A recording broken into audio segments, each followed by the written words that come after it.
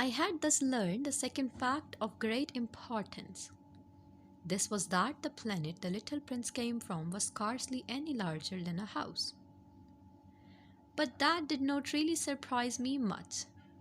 I knew very well that in addition to the great planets, such as the Earth, Jupiter, Mars, Venus, to which we have given names, there are also hundreds of others, some of which are so small that one has a hard time seeing them through the telescope.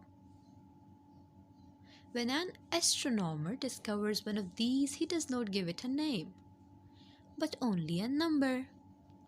He might call it, for example, asteroid 325.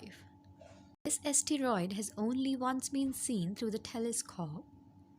That was by a Turkish astronomer in 1909.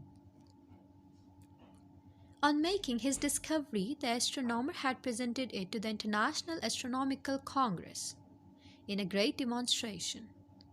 But he was in Turkish costume, and so nobody would believe what he said. Grown-ups are like that. Fortunately, however, for the reputation of asteroid B612, a Turkish dictator made a law that his subjects, under pain of death, should change to European costume. So in 1920, the astronomer gave his demonstration all over again, dressed with impressive style and elegance. And this time everybody accepted his report.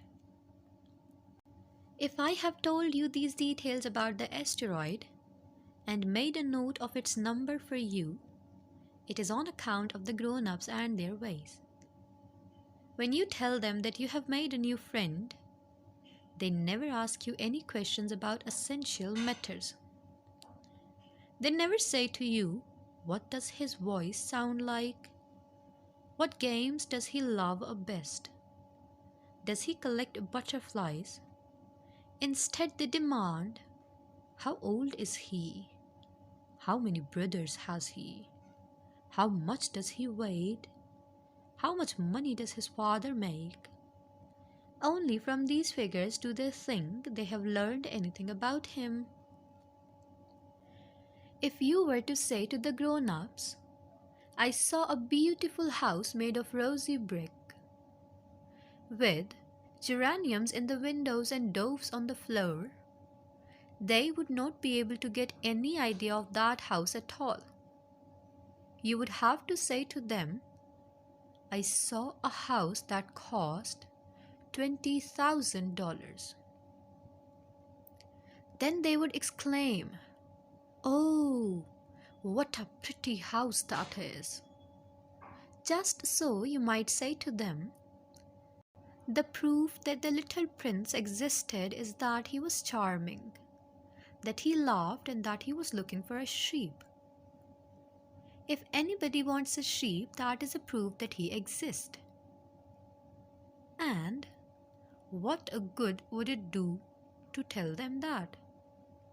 They would shrug their shoulders and treat you like a child.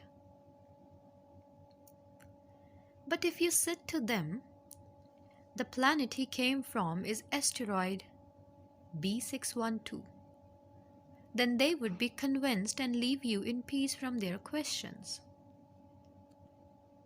They are like that. One must not hold it against them. Children should always show great forbearance toward grown-up people. But certainly, for us who understand life, figures are a matter of indifference. I should have lived to begin this story in the fashion of the fairy tales.